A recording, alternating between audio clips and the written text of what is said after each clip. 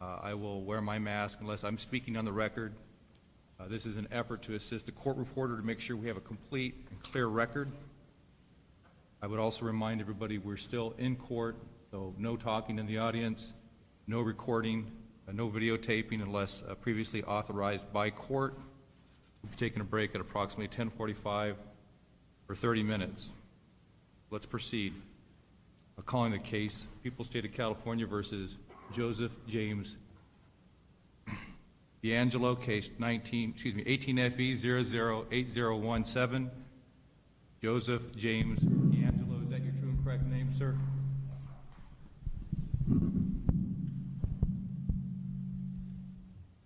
Is that your true name, sir? Yes, Your Honor. Thank you. Can I have the attorney state their names for the record, please, starting with the defense? Alice Michael on behalf of Mr. DeAngelo. Thank you. Joe Kress representing Mr. DeAngelo. Thank you. Diane Howard on behalf of Mr. DeAngelo. All right, thank you. Can I have, please, the elected prosecutors from each county please stand and identify themselves? Good morning, Your Honor. Anne Marie Schubert, Sacramento County District Attorney. Good morning. Good morning, Your Honor. Greg Totten, Ventura County District Attorney. Thank you.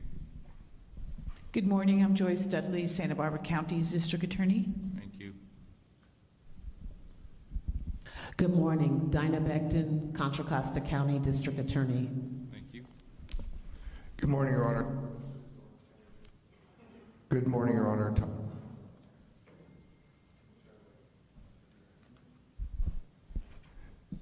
Testing. Good morning, Your Honor. Todd Spitzer, District Attorney, Orange County. Thank you. Good morning, Your Honor. Tori Verber Salazar on behalf of the people of San Joaquin County. Thank you. Good morning. Jeff Reisig, Yolo County District Attorney. Thank you. Good morning, Your Honor. Nancy O'Malley, Alameda County District Attorney. Thank you. Good morning, Your Honor. Tim Ward, Tulare County District Attorney.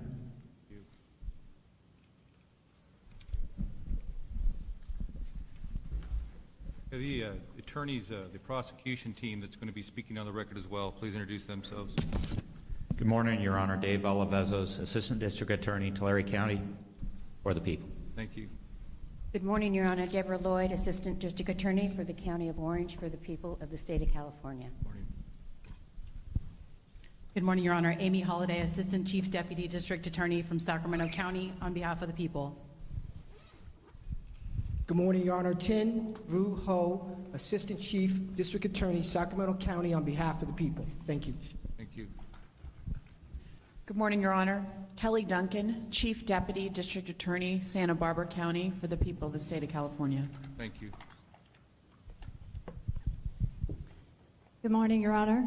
Cheryl Temple, Chief Assistant District Attorney for the County of Ventura for the people of the state of California.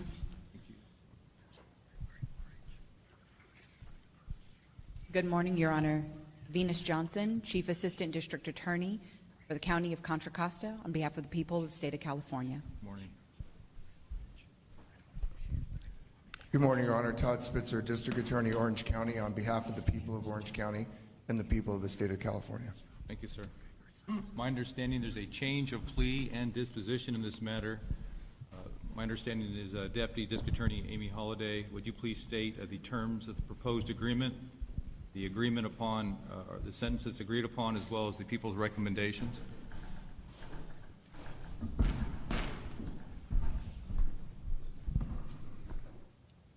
Good morning, Your Honor. Amy Holliday, Assistant Chief Deputy District Attorney for Sacramento County on behalf of the people of the state of California. It is our understanding that there will be a change of plea this morning. The terms of the proposed agreement and the agreed upon sentence are as follows.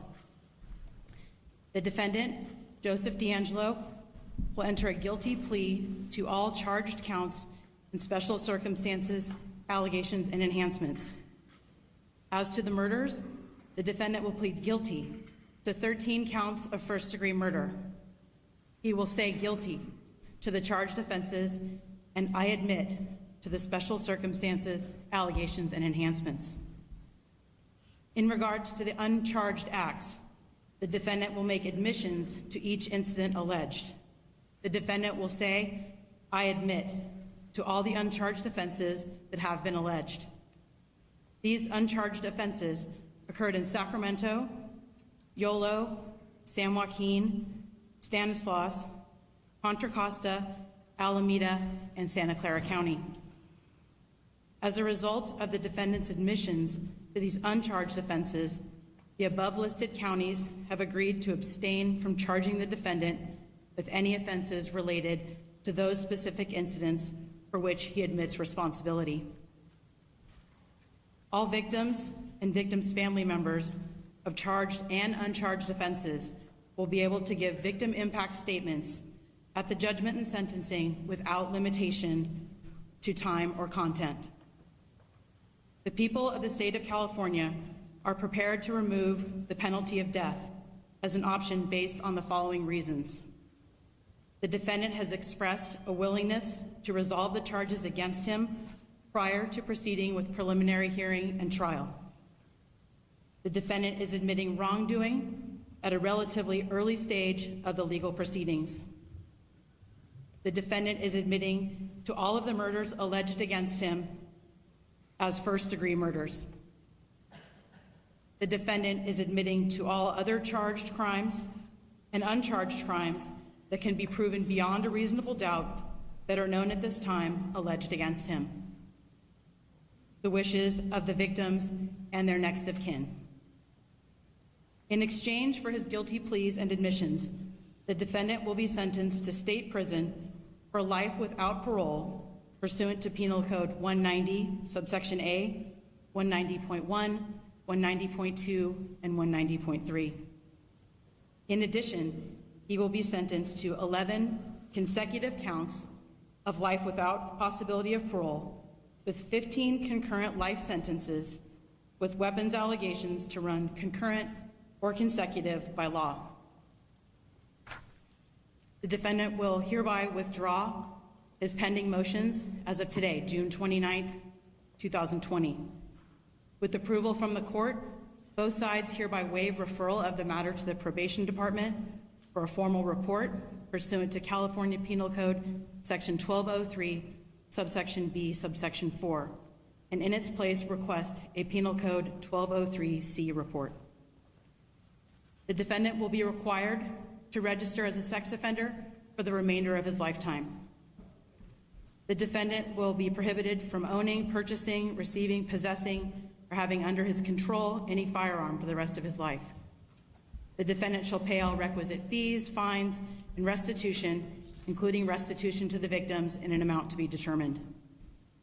The defendant will be ineligible to receive work time credit and shall submit blood and saliva samples, thumbprints, and palm prints pursuant to Penal Code Section 296. Defendant shall submit to a blood test for AIDS pursuant to Penal Code Section 1202.1. And finally, the defendant shall enter a waiver of all appellate rights. Thank you, counsel. At this time, Your Honor, would you like the reasons for the disposition? Yes, please. Your Honor, the reason for the disposition is as follows. The defendant's known crimes stretch over a 10-year period from 1975 through 1986. His identity was not discovered until 2018, and he was subsequently arrested on April 24th, 2018. Today, all of the crimes alleged are between 34 and 45 years old. During the time we have waited for the identity of this person who committed these crimes to be discovered, many of the victims, witnesses, and law enforcement personnel involved have passed away. Now, as we wait for the legal proceedings to move forward, many of the victims, witnesses, and law enforcement are in their 80s and 90s. Many of these people, all deeply affected by these crimes, may not be with us at the time of jury trial. The family members of the murder victims have waited for decades for justice for their loved ones. The sexual assault victims have waited decades for justice. The men whose wives or girlfriends were sexually assaulted have waited decades for justice. The final resolution of this case at this time will allow the remaining victims and family members of the victims to hear the defendant admit that he committed these acts and crimes and will allow them to be heard at the time of sentencing. The current state of the COVID-19 pandemic has also contributed to the reasons for this disposition. The preliminary hearing was scheduled to have started this past May. It had to be postponed because of court closures and the dangers of bringing elderly or high-risk individuals into the courtroom in a public setting. The pandemic has also caused the availability of courtrooms and jurors to be limited because of social distancing requirements. All of this has contributed to extending the timeline for the preliminary hearing and the jury trial and may further impact the availability of our victims and witnesses in the future. They deserve the opportunity, the victims and the next of kin, to be present when the verdicts are finally read. The time for justice stands in front of us now. In the interest of justice for the victims, the families, and the communities which we serve, this plea at this time is in the best interest of the people of the state of California. Thank you, counsel. Defense counsel, is that your understanding of the agreement? Yes, Your Honor. Thank you. You waive a full reading of the charging document? Yes, Your Honor. Mr. DeAngelo, at any time during this hearing, if you do not understand what is taking place, or if you have any questions, please stop, and the court will either answer your questions or I'll ask counsel to answer any questions that you have. Do you understand, sir?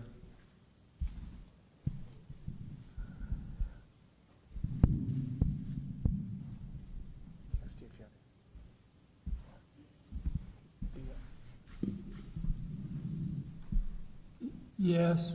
Thank you, sir. Do you understand, Mr. DeAngelo, that you'll be entering guilty pleas to 13 counts of murder in the first degree, admitting special circumstances, enhancements, as well as admitting to uncharged acts? Do you understand that, sir? Yes. It's anticipated that you will receive 11 consecutive life without the possibility of parole sentences, with 15 concurrent life sentences. Additional time for weapon enhancements will be imposed as mandated by law. Do you understand that as well, sir? Yes. The aforementioned uncharged acts that you will be admitting to, having occurred in Sacramento County, Yolo County, San Joaquin County, Stanislaus County, Contra Costa County, Alameda County, and as well as Santa Clara County. As a result of these admissions to these uncharged acts, the above listed counties have agreed to abstain from charging you with any offenses stemming from or related to those specific events for which you'll be admitting responsibility. All victims and victims' family members of the charged as well as the uncharged acts will be able to give a victim impact statement at judgment and sentencing without limitation as to time and without limitation as to content. At the time of judgment and sentence, you'll receive 11 consecutive life without the possibility of parole sentences with 15 concurrent life sentences. Additional time, as stated, for the weapon enhancements will be imposed as mandated by law. You will not be considered for any other sentence. Do you understand, sir? Yes. In addition, you agree to withdraw all pending motion as to today's date, June 29th, 2020. As a condition of this plea, you will agree to waive any and all appellate rights. Do you understand the terms of this plea, Mr. DeAngelo? Yes, Your Honor. Sir, have you had enough time to speak to your attorneys and discuss this case and this plea, and as well as have all your questions answered? Yes. Have you had time to speak to your attorneys about the elements of the charges against you, the possible defenses to those charges, and the consequences of this plea? Yes.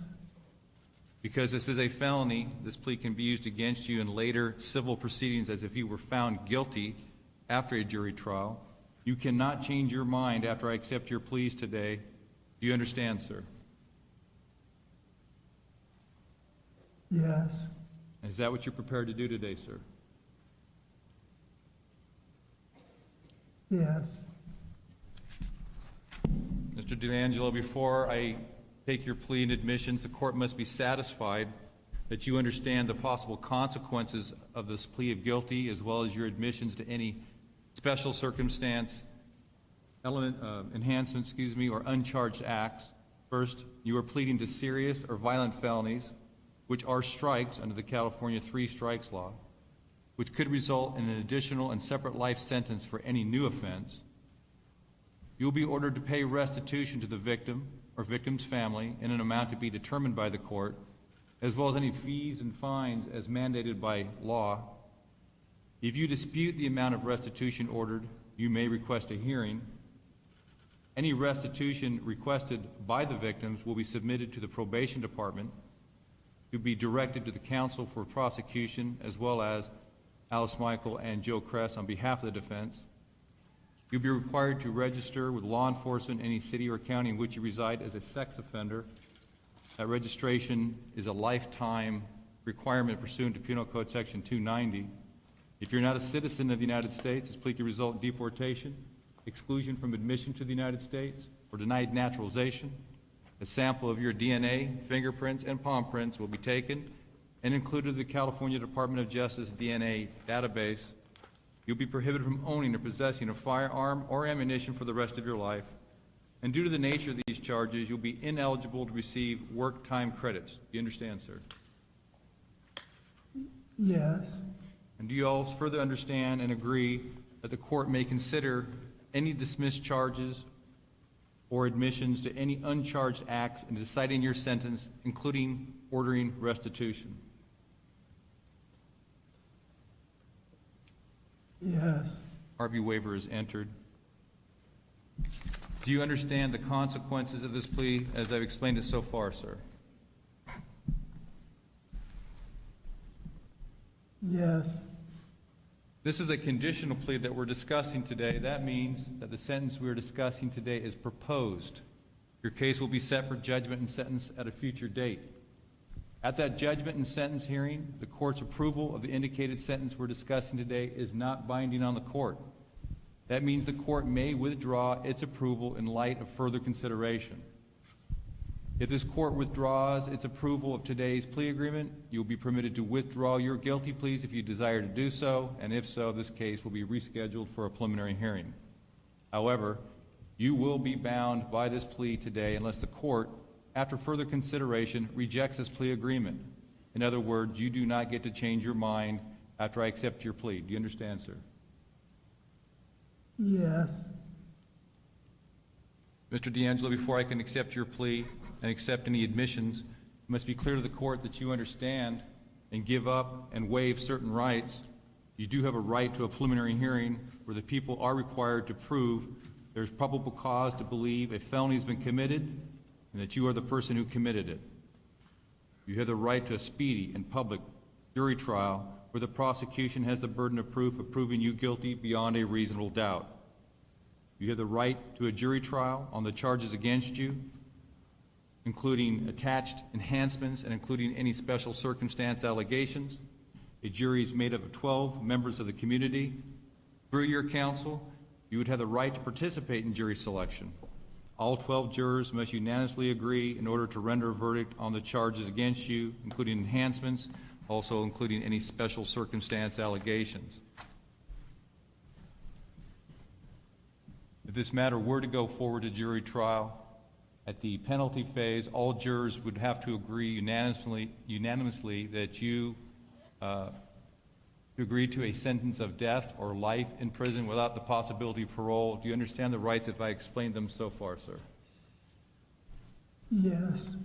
Also, at this preliminary hearing and at your jury trial, including the penalty phase, you would have the right through your attorney to see, hear, and confront the witnesses against you, to have them testify under oath and have your attorneys question those witnesses against you.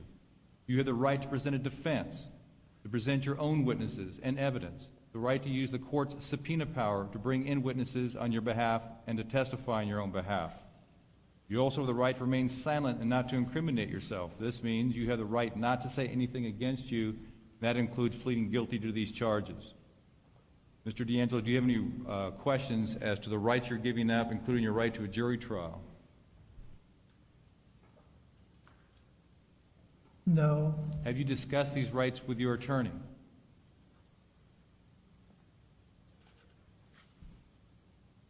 Yes. Do you understand that pleading guilty and making these admissions will be giving up all of these rights? Yes. Is that what you wish to do?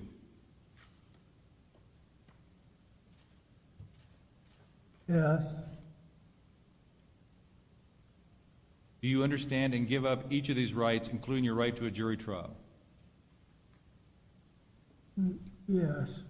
You also have a right to a jury trial on the same rights we just discussed on the special circumstance allegations. In other words, the people would be required to prove beyond a reasonable doubt that you committed murder during the course of a rape in violation of Penal Code Section 190.2, paren A, paren 17, paren 3, murder during the course of a burglary in violation of Penal Code Section 190.2, paren A, paren 17, paren 7, and that you committed multiple murders in violation of Penal Code Section 190.3, paren A, paren 3. Do you understand and waive your right to a jury trial on the special circumstance allegations as well, sir?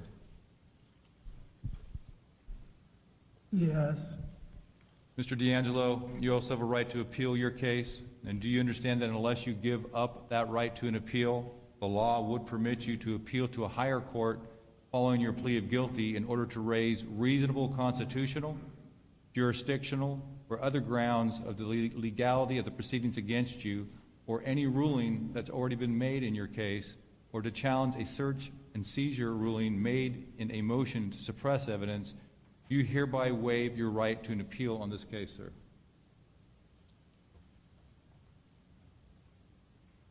Yes. Sir, has any promises been made to you that we've not stated here in open court? No. Has any member of your family or yourself been threatened or coerced in any way for you to enter this plea? No.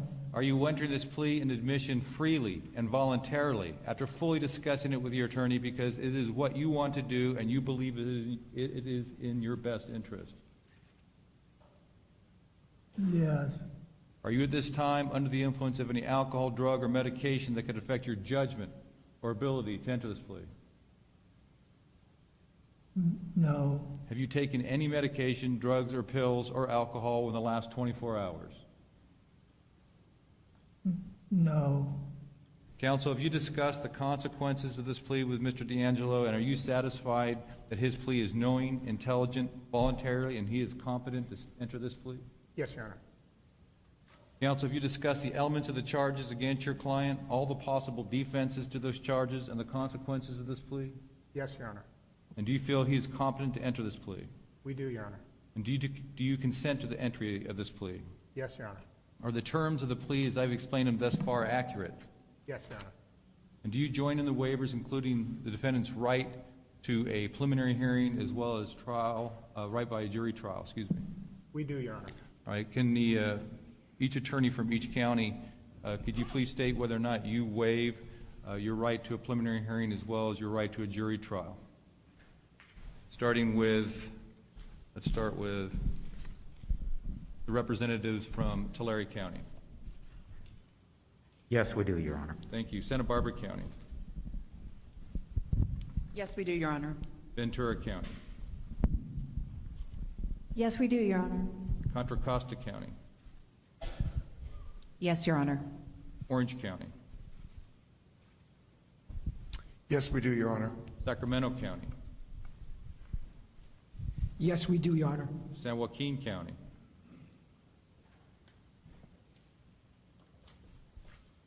Yes, we do, Your Honor. Stanislaus County. Yes, we do, Your Honor. Yolo County. Yes, we do, Your Honor. Santa Clara County. Yes, we do, Your Honor. And Alameda County. Yes, we do, Your Honor. Thank you. Mr. DeAngelo, do you have any questions before we proceed further?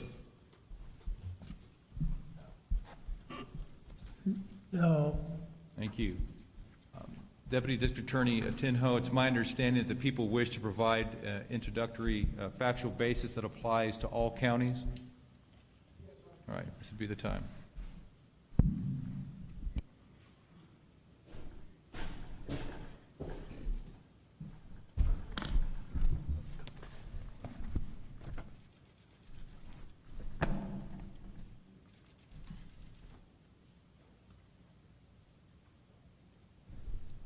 The scope of Joseph DeAngelo's crime spree is simply staggering, encompassing 13 known murders and almost 50 rapes between 1975 and 1986.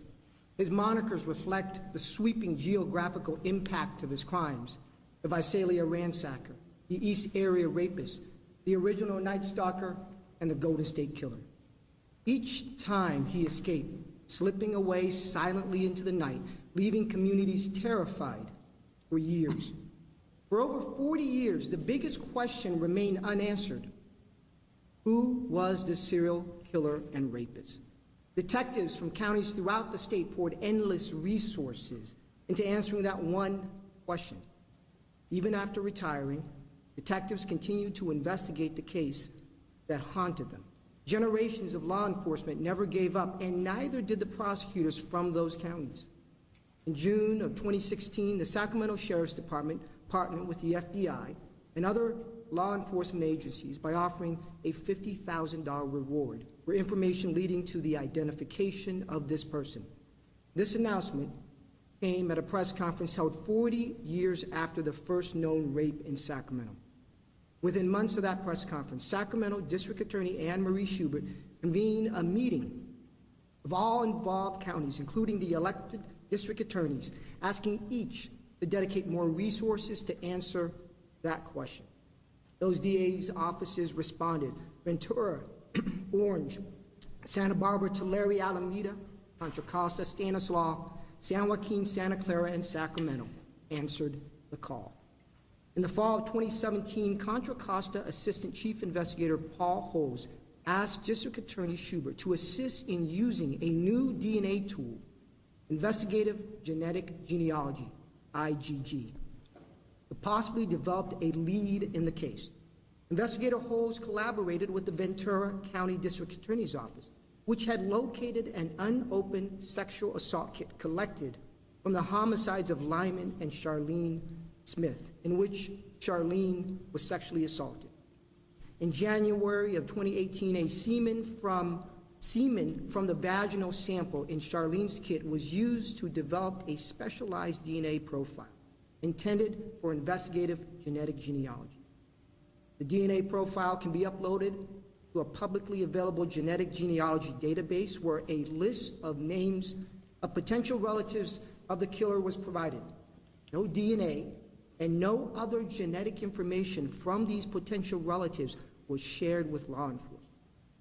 A working group comprised of Paul Holes, Steve Kramer, Division Counsel for the LA Field Office of the FBI, genealogist Barbara Ray Ventnor, and Sacramento District Attorney's Office Lieutenant Kurt Campbell and Investigative Assistant Monica Jakowski began the laborious process of building family trees. On March the 18th, 2018, Sacramento DA Investigative Assistant Jakowski notified the team, quote, "We just found another guy." And the answer to that one question that has gone unanswered for over 40 years revealed itself. This investigation uncovered the following about Joseph DeAngelo. He grew up in Rancho Cordova. He served in the military. He was engaged to a woman named Bonnie, a name uttered during an ear sexual assault in Yolo County. He was employed as a police officer near Visalia during the ransacking series. He left Tulare County after the Officer McGowan shooting. And then he worked as an Auburn police officer during the same time period as the East Area Rapist series, but was fired for shoplifting dog repellent. DeAngelo then moved to Southern California before returning to Sacramento. The Sacramento Sheriff's Department began following Joseph DeAngelo. On April the 23rd, 2018, using an empty garbage truck, detectives collected trash discarded by Joseph DeAngelo from his garbage can, which was placed on the public street for collection.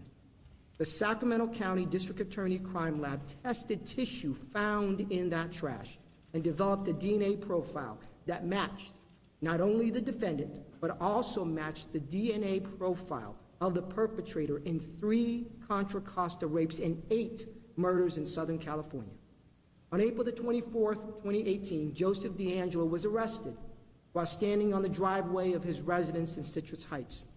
Detectives interviewed the defendant after his arrest, confronting him with the sexual assaults in the East Area Rapist series and the murder of Brian and Katie Majori. They mentioned the overwhelming DNA evidence against him regarding the murder of the Smiths in Ventura and Sherry Domingo and Greg Sanchez in Santa Barbara. Just a few hours before the interview, detectives observed DeAngelo vigorously working on his yard, jumping in and out of his truck and lifting heavy objects. Just a week before, he was seen racing his motorcycle on the freeway at high rates of speed, weaving in and out of traffic, and performing sophisticated counter-surveillance maneuvers. Now, sitting in the interview room, he feigned feeble incoherence. But this wasn't the first time he did so. When store security detained DeAngelo in 1979 for shoplifting dog repellent and a hammer, he pretended to suffer a heart attack and then fought with them to the point where they had to tie him down to a chair. When the deputies arrived, he rolled around in his chair, talked in circles, and screamed incoherently. Later that day, DeAngelo admitted to the deputies that he just pretended to act crazy to avoid getting in trouble. A short while later, while sitting alone in the interview room on April the 24th, 2018, Joseph DeAngelo began to talk to himself. And among other things, said, "I did all that. I didn't have the strength to push him out. He made me. He went with me. It was like in my head. I mean, he's a part of me. I didn't want to do those things. I pushed Jerry out and had a happy life. I did all those things. I've destroyed all their lives. So now, I got to pay the price." So today, 45 years after it first started, both the people and the defendant are prepared to proceed to a resolution in these cases. Thank you, counsel. And Your Honor, now we have the factual basis for Tulare County. All right, very good. Let me ask defense counsel, first of all, as to the initial factual basis, do you wish to be heard?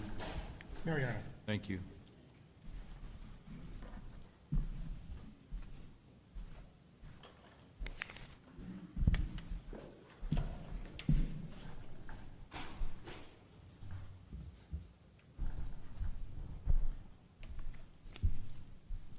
The factual basis on count one. Claude Snelling was a journalism professor at the College of Sequoias in 1975 and the father of 16-year-old Beth Snelling, who had become a target of the Visalia ransacker in the months and weeks leading up to September of 1975. Around 2:20 a.m. on September 11, 1975, Beth Snelling woke up to a man covering her nose and mouth with his hand whispering in a low, raspy voice, "You're coming with me. Don't scream or I'll stab you." The man then pulled Beth from her bedroom using his right hand and pulled a revolver from his back using his left hand. She described the man as 5'8" to 5'11", a white male adult with a stocky build and a round face, wearing a ski mask with the eyes and nose cut out. Joseph DeAngelo was 5'11" at that time, weighed 205 pounds, and was left-handed. DeAngelo took Beth from her bedroom and into the family room, where he pointed the revolver at her and said, "Don't scream or I'll shoot you." DeAngelo forced Beth from the residence using the rear door located between the kitchen and the family room. At this point, Beth heard her father, Claude Snelling, yell out, "Hey!" and began running towards her and DeAngelo.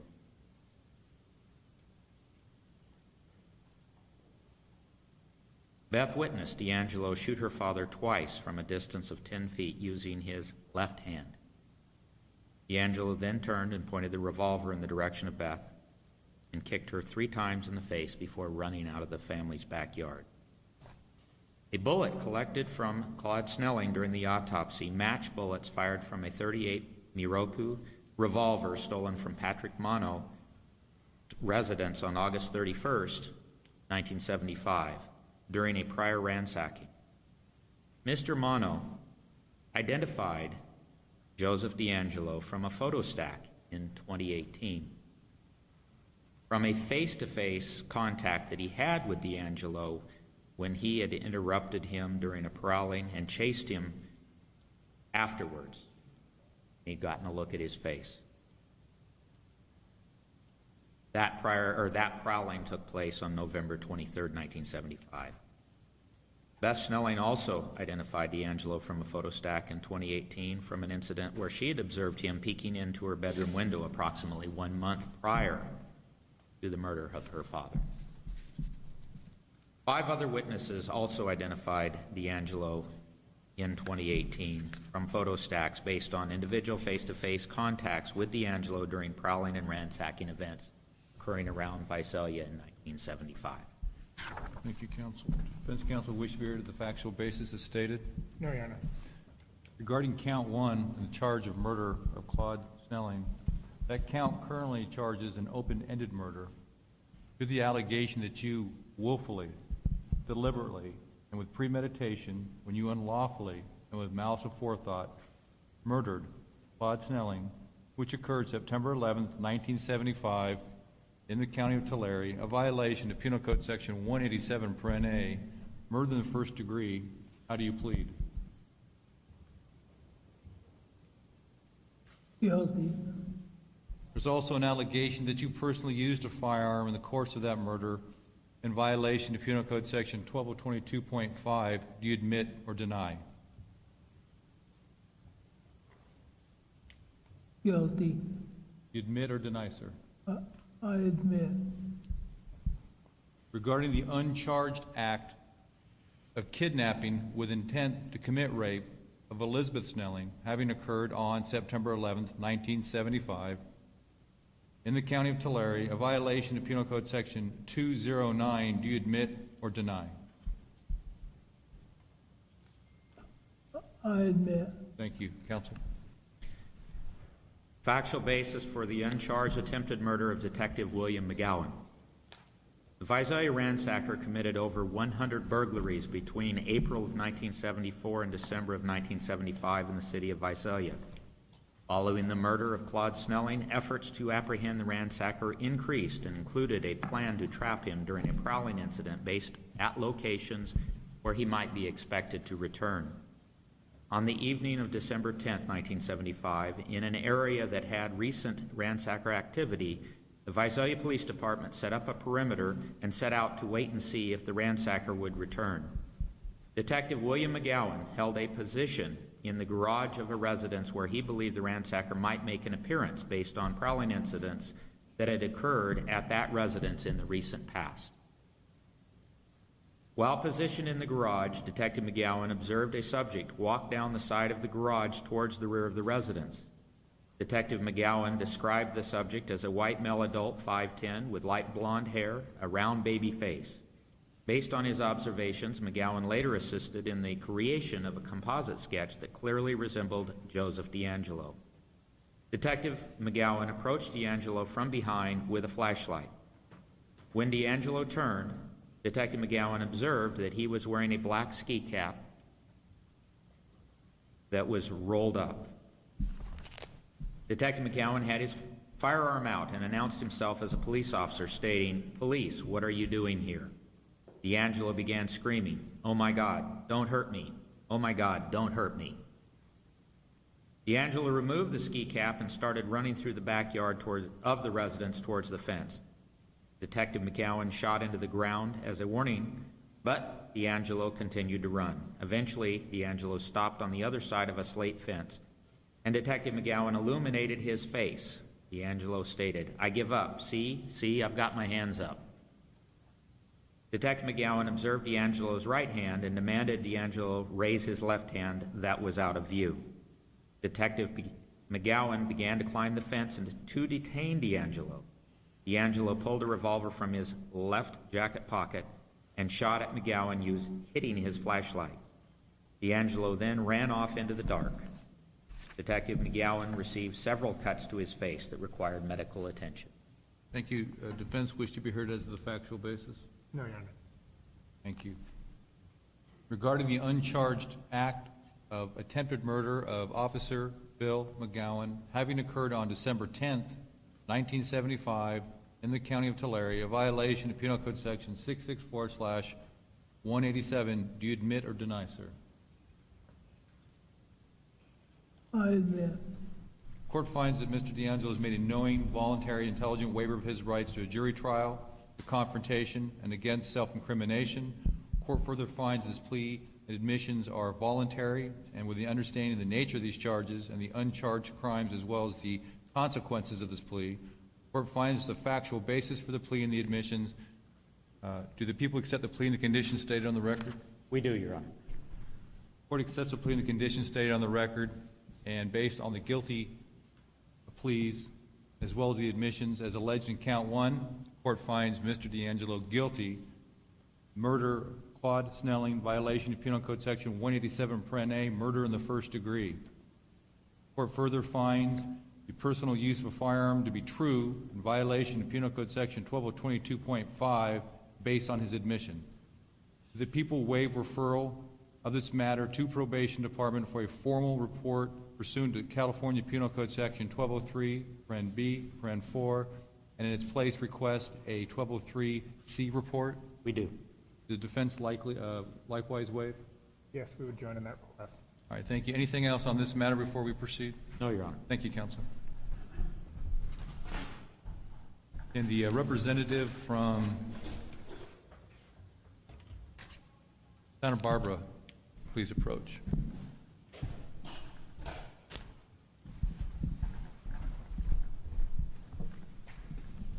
Thank you, Your Honor. Thank you.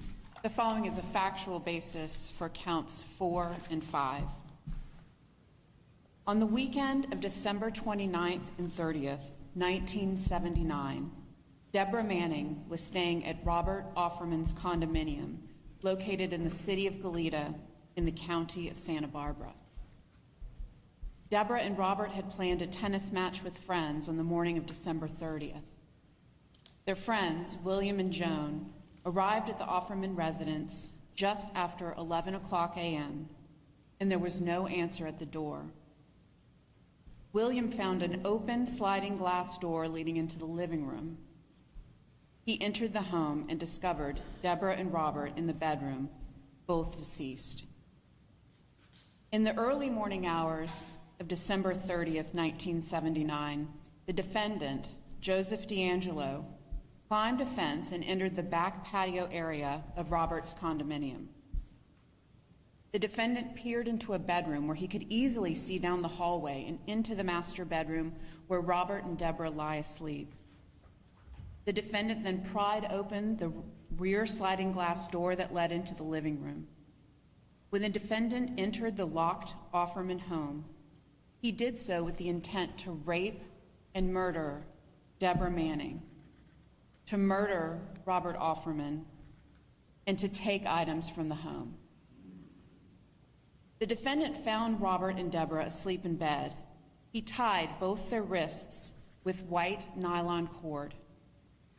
He inserted his penis into Deborah's vagina without her consent and raped her. After raping her, the defendant fired his handgun into the back of Deborah's head. The bullet entered the back of her head and lodged in her brain. The defendant left Deborah lying face down on the bed with her arms behind her back and her wrists bound with the white nylon cord. When the defendant fired this fatal shot, he did so unlawfully and with malice aforethought. The defendant's decision to kill Deborah Manning was willful, deliberate, and premeditated, as evidenced by him firing his handgun at a vital part of Deborah's body as she lay with her hands bound. Robert was able to remove the bindings from his wrists and stood to confront the defendant. The defendant fired his handgun 4 times at Robert. 3 bullets hit Robert. The first struck his lower neck and upper right chest and exited through his upper right back. As he started to fall, a second bullet struck Robert in the upper left chest area, lacerating his aorta, penetrating his right lung, and lodged in the right side of his chest. This was a lethal wound. A third bullet struck Robert in the left lower back area and exited through his left buttocks. The defendant then fired a 4th bullet, but missed Robert, and it lodged in the clothes dresser. Robert was found on the floor of the master bedroom with the nylon cord clutched in his left hand. When the defendant fired at Robert, he did so unlawfully and with malice aforethought. The defendant's decision to kill Robert Offerman was willful, deliberate, and premeditated, as evidenced by firing multiple gunshots at vital parts of Robert's body. The defendant rummaged through the refrigerator at Robert's home and ate leftover turkey he found wrapped in plastic. A discarded turkey bone was located just inside the sliding glass door where the defendant broke into the home, and a plastic bag containing scraps of cooked turkey was found on the patio just outside that same sliding glass door. The defendant stole a Minolta pocket camera and a doctor's medical bag from the home. The defendant also broke into an adjoining condominium, which was vacant at the time. He left similar nylon cord as the kind he used to tie Deborah and Robert's wrists in the master bedroom and bathroom next door. The defendant also left similar nylon cord on the patio of another nearby condominium. Thank you, counsel. Either defense counsel wish to be heard as the factual basis on counts 4 and 5? No, Your Honor.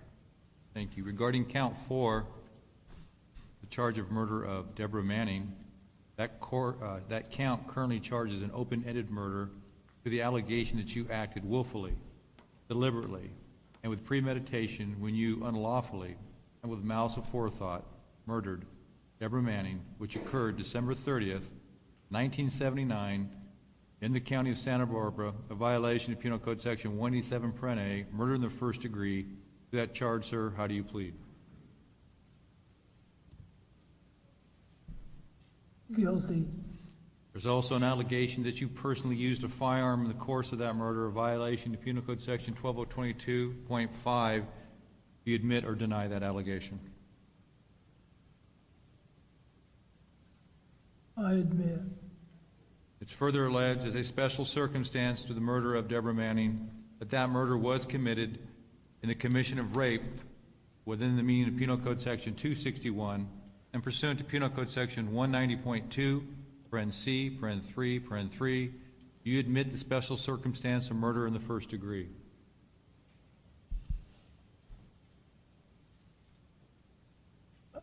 I admit. It's further alleged as a special circumstance that the murder of Deborah Manning was committed in the commission of a burglary within the meaning of Penal Code Section 459 and a violation of Penal Code Section 190.2, paren C, paren 3, paren 5. Do you admit the special circumstance to murder in the first degree?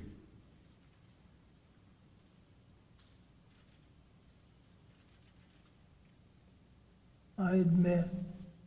Regarding count 5 and the charge of murder of Robert Offerman, that count currently charges an open-ended murder to the allegation that you acted willfully, deliberately, and with premeditation when you unlawfully and with malice aforethought murdered Robert Offerman, which occurred December 30th, 1979, in the county of Santa Barbara, a violation of Penal Code Section 187 paren A, murder in the first degree. How do you plead? Guilty. Further alleged that you personally used a firearm in the course of that murder, violation of Penal Code Section 12022.5. Do you admit or deny? I admit. It's further alleged as a special circumstance in the murder of Robert Offerman that that murder was committed in the commission of a burglary within the meaning of Penal Code Section 459 and a violation of Penal Code Section 190.2, paren C, paren 3, paren 5. Do you admit the special circumstance to murder in the first degree?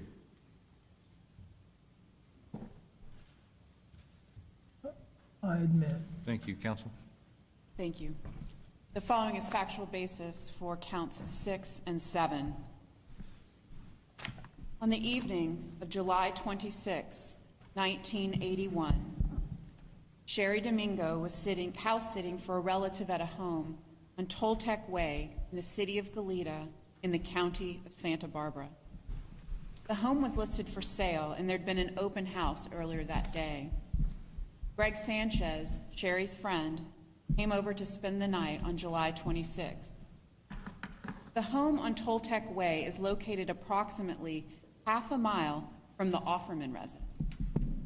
San Jose Creek, a heavily wooded dry creek bed, runs alongside both properties. In the late morning on July 27, 1979, a realtor arrived at the home on Toltec Way to show the house to a potential buyer. The realtor tried to use his pass key to open the front door, but the security chain was still engaged from the inside. The realtor walked around the house and found a rear sliding glass door open. He went inside and saw Greg on the bedroom floor, obviously deceased, and called 911. In the early morning hours of July 27, 1979, the defendant, Joseph DeAngelo, removed a screen from an unlocked bathroom window at the home where Sherry and Greg were asleep in the master bedroom. The defendant reached inside the window and unlocked a door that leads into the bathroom from the rear yard. When the defendant entered the locked home on Toltec Way, he did so with the intent to rape and murder Sherry Domingo and to murder Greg Sanchez. As the defendant entered the master bedroom, he encountered Greg Sanchez, who was still in bed. The defendant fired his handgun at Greg. The bullet struck Greg's left cheek. This was a non-fatal wound. Greg, bleeding from the gunshot wound to his face, stood up to encounter the defendant. The defendant then forcefully beat Greg in the head with a blunt instrument, delivering 24 wounds and tears. None of these wounds was instantaneously lethal, and Greg later died due to massive brain damage and hemorrhaging from the blunt force trauma.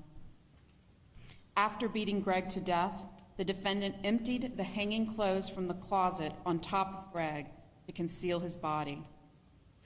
When the defendant savagely beat Greg 24 times in the head, the defendant did so unlawfully and with malice aforethought. The defendant's decision to kill Greg Sanchez was willful, deliberate, and premeditated, as evidenced by beating him in the head at least 24 times, causing massive brain damage and bleeding, after shooting him once in the face was unsuccessful in killing him. The defendant forced Sherry onto her stomach in bed. He tied her wrists together, then brought her ankles to her wrists and bound them to her wrists. The defendant inserted his penis into Sherry's vagina without her consent and raped her. The defendant then beat Sherry in the head more than 10 times with the same weapon he used to kill Greg. One of the blows to Sherry's head caused a large, gaping wound and massive skull fracture on the right side of her head, which would have caused instantaneous death. The defendant removed the bindings from Sherry's wrists and ankles and covered her body with a blanket from the bed. A short length of hemp twine was found on the floor next to where Sherry lay. The blanket covering Sherry's body was later tested for biological evidence. Semen stains on the blanket were analyzed. The major male DNA profile from the stains was determined to be consistent with the defendant's DNA profile. The probability that another person randomly selected from the population will have the same DNA profile is approximately 1 in 530 quintillion African Americans, 1 in 2.8 quintillion Caucasians, and 1 in 3.4 quintillion Hispanics. This provides strong evidence that the defendant, Joseph DeAngelo, is the source of the DNA from the semen stains on this blanket. When the defendant savagely beat Sherry more than 10 times in the head, the defendant did so unlawfully and with malice aforethought. The defendant's decision to kill Sherry Domingo was willful, deliberate, and premeditated, as evidenced by tying her wrists and ankles together and beating her in the head at least 10 times with a blunt instrument. Thank you, counsel. Either defense counsel wish to be heard as to factual basis on counts 6 and 7? No, Your Honor. All right, thank you. Regarding count 6, the charge of murder of Sherry Domingo, that count currently charges an open-ended murder to the allegation that you acted willfully, deliberately, and with premeditation when you unlawfully and with malice aforethought murdered Sherry Domingo, which occurred July 27, 1979 in the county of Santa Barbara, violation of Penal Code Section 187, paren A, murder in the first degree. How do you plead? Guilty. Further alleged as a special circumstance to the murder of Sherry Domingo that that murder was committed in the commission of rape within the meaning of Penal Code Section 261 pursuant to Penal Code Section 190.2, paren A, paren 17, paren 3. Do you admit the special circumstance to murder in the first degree?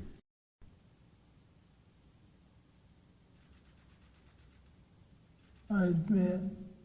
Further alleged as a special circumstance to the murder of Sherry Domingo that that murder was committed in the commission of a burglary within the meaning of Penal Code Section 459, a violation of Penal Code Section 190.2, paren A, paren 17, paren 7.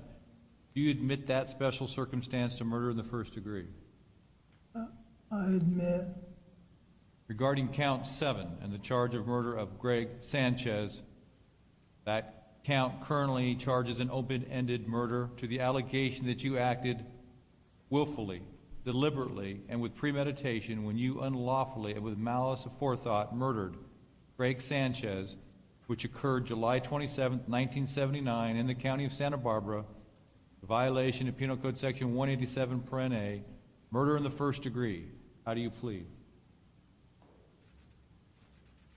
Guilty. There's also an allegation that you personally used a firearm in the course of that murder, violation of Penal Code Section 12022.5. Do you admit or deny that allegation? I admit. Further alleged as a special circumstance to the murder of Greg Sanchez that that murder was committed in the commission of a burglary within the meaning of Penal Code Section 459 and a violation of Penal Code Section 190.2, paren A, paren 17, paren 7. Do you admit the special circumstance of murder in the first degree? I admit. Court finds that Mr. DeAngelo has made a knowing, voluntary, intelligent waiver of his rights to jury trial, to confrontation, and the right to self-incrimination. Court further finds the plea was made voluntarily and with an understanding of the nature of these charges pending as well as the consequences of the plea. Court does find as a factual basis for the plea and admission to the people plea in the conditions stated on the record. We do, Your Honor. Thank you. Court accepts the plea in the conditions stated on the record. As to count 4, court does find Mr. DeAngelo guilty, murder in the first degree of Deborah Manning. Court also finds true that Mr. DeAngelo personally used a firearm within the meaning of Penal Code Section 12022.5 based on his admission. Court further finds that the murder was committed in the course of a rape within the meaning of 190.2, paren C, paren 3, paren 3, based on his admission. And the court further finds that the murder was committed in the course of a burglary within the meaning of Penal Code Section 190.2, paren C, paren 3, paren 5, based on his admission. As to count 5, the court does find Mr. DeAngelo guilty of count 1, violation of Penal Code Section 187, paren A, murder in the first degree of Robert Offerman. Court further finds true that Mr. DeAngelo did personally use a firearm within the meaning of Penal Code Section 12022.5 based on his admission. Court further finds that that murder was committed in the course of a burglary within the meaning of Penal Code Section 190.2, paren C, paren 3, paren 5, based on his admission. As to count 6, court finds Mr. DeAngelo guilty, murder in the first degree, violation of Penal Code Section 187, paren A, of Sherry Domingo. Court further finds true that that murder was committed in the course of a rape within the meaning of Penal Code Section 190.2, paren A, paren 17, paren 3, based on his admission. Court further finds that murder was committed in the course of a burglary within the meaning of Penal Code Section 190.2, paren A, paren 17, paren 7, based on his admission. Count 7. The court does find Mr. DeAngelo guilty, murder in the first degree, violation of Penal Code Section 187 of Greg Sanchez. Court further finds the allegation that he personally used a firearm in violation of Penal Code Section 12022.5 to be true based on his admission. Court further finds the murder was committed in the course of a burglary within the meaning of Penal Code Section 190.2, paren A, paren 17, paren 7, based on his admission. The people waive referral to this matter to Probation Department for a formal probation report pursuant to California Penal Code Section 1203, paren 3, paren 4, and in its place request a 1203.C report. Yes, we do, Your Honor. Defense like waive as well. Yes, Your Honor. Is there anything else in this matter before we proceed? No. Thank you, counsel. Representative from Ventura, please approach the podium.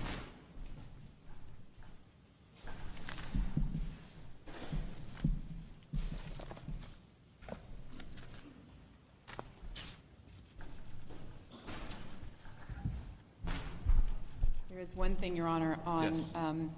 counts 6 and 7, the correct date, and I apologize for missing this, July 27th, 1981.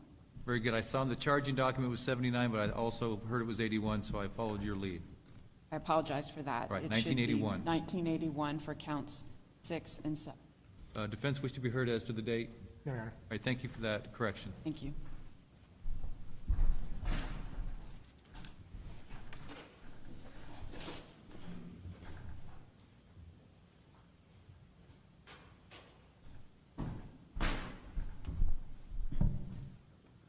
Good morning, Your Honor. Good morning. Following is a factual basis for counts 8 and 9 from Ventura County.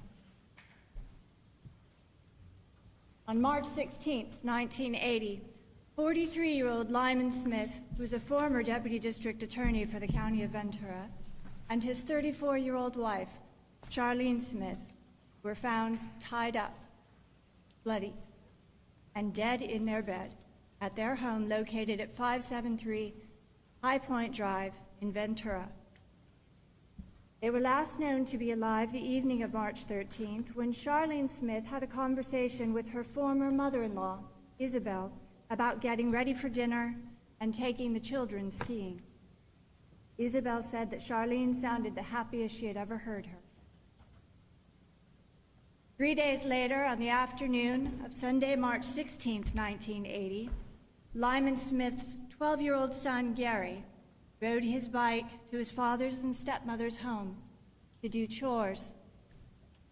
He knocked on the door, got no answer, then entered through the unlocked front door. Gary saw couch cushions on the floor in the living room. Drawers were opened, and the Smiths' normally well-kept home had been ransacked, or as Gary described it, made to look as though it had been ransacked. A carton of milk and a box of crackers were left out and open. Dirty dishes and a knife were on the counter near the sink. Gary walked to the master bedroom where an alarm clock was still beeping. And there, he found his father and his stepmother, bloody and still, lying underneath their covers. Young Gary called the police and waited outside for help. A massive investigation led by the Ventura Police Department, which later included the Ventura Sheriff's Office, the Ventura County District Attorney's Bureau of Investigation, and the Federal Bureau of Investigation, has determined that this defendant, Joseph DeAngelo, entered and burglarized the home of Lyman and Charlene Smith sometime between the late night hours of March 13, 1980 and March 16, 1980. This defendant accosted the Smiths in their bedroom, and either he tied Lyman Smith's wrists together behind his back and his ankles together with drapery cord, or he forced Charlene Smith to do so. And then the defendant tightly tied Charlene Smith's wrists together behind her back, and at some point also tied her ankles together, again with drapery. That night, while her husband was tied up, the defendant raped Charlene Smith against her will by means of force, violence, duress, menace, and fear of unlawful bodily injury to herself and her husband. The defendant left his semen inside of Charlene's vagina, 2 samples of which were later collected by Dr. Klaus Speth during her autopsy. One of those samples ultimately led to the identification of this defendant as her rapist and killer. That night, the defendant also ransacks the Smiths' home, and he stole jewelry that Charlene Smith was known to wear. During his commission of burglary that night, the defendant murdered Lyman Smith while Mr. Smith was lying face down, nude, on the right side of the master bed. This murder was willful, premeditated, deliberate, and committed with malice aforethought. Both of Mr. Smith's wrists and ankles were still bound. His wrists behind his back, he was unable to move. The defendant struck Mr. Smith with a log of firewood, causing blunt force injuries to the back right portion of his head, and a depressed skull fracture and extensive tearing of the scalp. Mr. Smith also suffered at least 1 massive blow to his left leg. During his commission of burglary and during his commission of or immediately after the rape of Mrs. Smith, the defendant also willfully, with premeditation, deliberation, and malice aforethought, murdered Charlene Smith while she was lying in bed next to her husband, nude from the waist down. Charlene's wrists and ankles were also still bound, her wrists tied behind her back. The defendant struck Charlene Smith with the same log of firewood he used to murder her husband, causing extensive subdural hemorrhaging and tearing of her scalp, and a massive depressed skull fracture across the base of her skull. The defendant left his murder weapon, the firewood log, laying on the bed near his victim's feet, atop the covers. Similar logs of firewood were stacked just outside the north wall of the Smiths' home, just a few feet away from their master bathroom window, which gave a clear view into their bedroom. The semen detected from the vaginal swab collected during the autopsy of Charlene Smith was analyzed for DNA. A single-source DNA profile was generated from the sperm cell fraction of this vaginal swab. This DNA profile is identical to the DNA profile of the defendant, Joseph DeAngelo. The probability that another person randomly selected from the population will have the same DNA profile is approximately 1 in 4.7 octillion Caucasians, 1 in 1.5 octillion Hispanics, and 1 in 1.1 nonillion African Americans. Thank you, counsel. Either defense counsel wish to be heard as the factual basis? No, Your Honor. Thank you. Regarding count 8 and the charge of murder of Charlene Smith, that count currently charges an open-ended murder through the allegation that you acted willfully, deliberately, and with premeditation when you unlawfully and with malice aforethought murdered Charlene Smith, which occurred on or about March 13, 1980 through March 16, 1980 in the county of Ventura, a violation of Penal Code Section 187 Pren A, murder in the first degree. How do you plead? Guilty. It's further alleged as a special circumstance to the murder of Charlene Smith that that murder was committed in the commission of rape within the meaning of Penal Code Section 261 and pursuant to Penal Code Section 190.2, Pren A, Pren 17, Pren 3. Do you admit that special circumstance to murder in the first degree? I admit. Further alleged as a special circumstance to the murder of Charlene Smith was committed in the commission of a burglary within the meaning of Penal Code Section 459 and a violation of Penal Code Section 190.2, Pren A, Pren 17, Pren 7. Do you admit that special circumstance to murder in the first degree?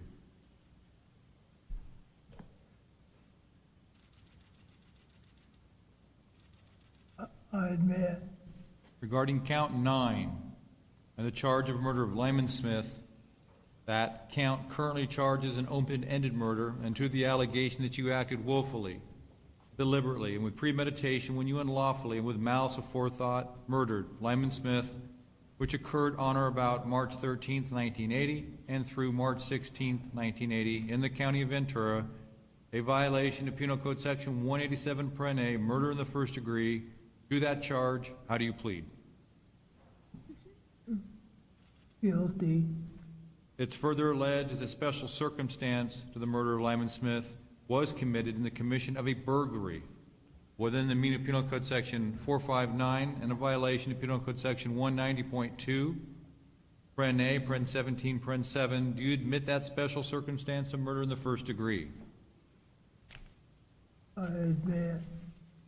Court finds that Mr. DeAngelo has made a knowing, voluntary, intelligent waiver to his right to a jury trial, to confrontation, and against self-incrimination. Court further finds a plea was made voluntarily and with the understanding of the nature of these charges pending, as well as the consequences of the plea. Court does find there's a factual basis for the plea and the admissions. Do the people accept the plea and the conditions stated on the record? We do, Your Honor. Thank you. Court accepts the plea and the conditions stated on the record. As to count 8, court does find Mr. DeAngelo guilty, violation of Penal Code Section 187, Paren A, murder in the first degree of Charlene Smith. Court further finds that that murder was committed in the course of a rape within the meaning of Penal Code Section 190.2, Paren A, Paren 17, Paren 3. Court further finds that that murder was committed in the course of a burglary within the meaning of Penal Code Section 190.2, Paren A, Paren 17, Paren 7. As to count 9, court does find Mr. DeAngelo guilty, violation of Penal Code Section 187, Paren A, murder in the first degree of Lyman Smith. Court further finds that that murder was committed in the course of a burglary within the meaning of Penal Code Section 190.2, Paren A, Paren 17, Paren 7, based on his admission. The people waive referral of this matter to Probation Department for a formal report pursuant to California Penal Code Section 1203, Paren B, Paren 4, and in its place request a 1203C report. Yes, we do, Your Honor. Defense waive as well. Yes, Your Honor. Anything else from either counsel on this matter? No, Your Honor. We're going to go ahead and take our morning recess. It's approximately 10:45, and we will start back up at a quarter after. Thank you, and recess. No.